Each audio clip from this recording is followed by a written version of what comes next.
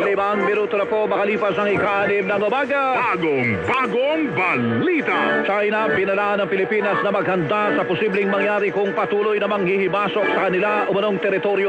Ayon sa tagapagsalita ng Foreign Ministry ng China, ang pagharang sa mga barko ng Pilipinas para makalapit sa Ayungin Shoal na tinatawag nilang Renai Jiao ay nararapat at iligal na hakbang para ipagtanggol ang karapatan ng China. Dapat itigil umano ng Pilipinas ang panghihibasok at pangudyok at huwag nang pahinain ang kapayapaan at katiwasayan sa South China Sea. Kung magmamatigas umano ang Pilipinas, patuloy umano na gagawa ng hakbang ang China para ipagtanggol ang kanilang kasarilan sa teritoryo at karapatan sa karagatan. 6 na minuto na po makalipas sa ika-6 ng umaga.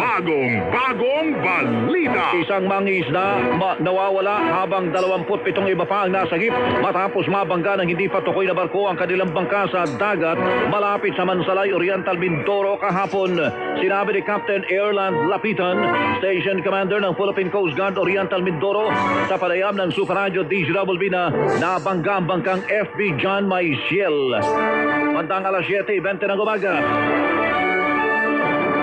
Isang 20 anyos na lalaki naman ang patuloy na hinahanap habang dinala sa ospital ang kanyang tatay matapos matroma at magtamuri ng sugat.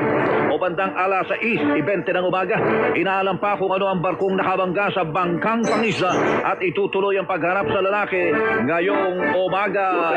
7 minuto na po makalipas ang ika-6 ng umaga. Bagong balita. Kampo ni dating Negros Oriental Representative Arnulfo Teves Jr.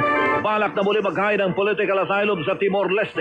Ayon kay Attorney Ferdinand Topacio, Legal Counsel ni Teves, maghahain ang kanyang team ng argumento para sa mga option, kabilang ang paghingi muli ng political asylum.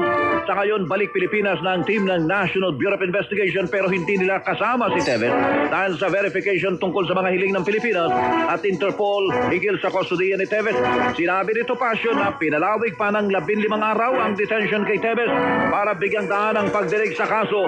Si Timor-Leste President Jose Ramos Horta mo na mismo nagsabi sa NBI na nais na niyang mapaalis si Teves sa kanilang bansa sa lalong madaling panahon. Bagong